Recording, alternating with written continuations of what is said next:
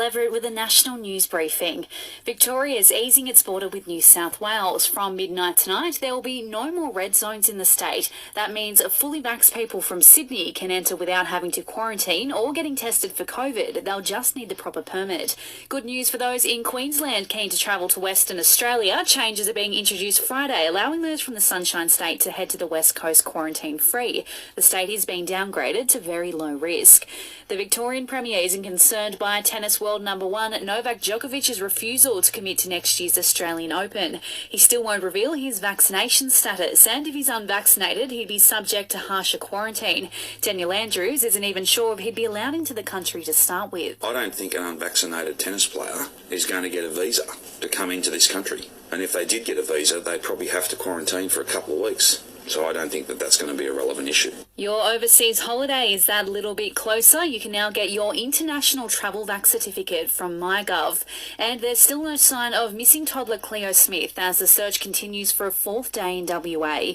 It had to be temporarily suspended this morning due to bad weather around the campsite. As the appeal for information goes national, the state's Premier Mark McGowan has offered his support to the 4-year-old's family. Our thoughts are with Cleo's family during what is undoubtedly an extremely difficult time for them and for everyone involved. Australia Post is doing everything they can to safely and quickly deliver for Australia. To easily track and control your deliveries, download the Australia Post app today. Tigers mid-season recruit Matthew Parker will remain at the club for another season. The 25-year-old joined Richmond in June, playing the last 6 AFL games of the year. Some Demon Stars have already returned to training to prep for back-to-back premierships in 2022. Christian Petracca and Tom McDonald among the players taking part.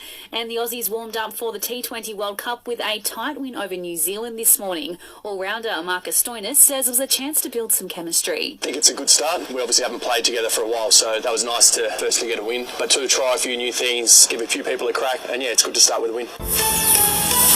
Buying or selling, rural or residential properties? Miller, Wan and John. This is SAFM weather. Light winds on the Limestone coast this evening as we drop to 3 degrees overnight. Tomorrow, clouds increasing 24. Thursday, showers 23. For radio podcasts, music and news, download the free Listener app.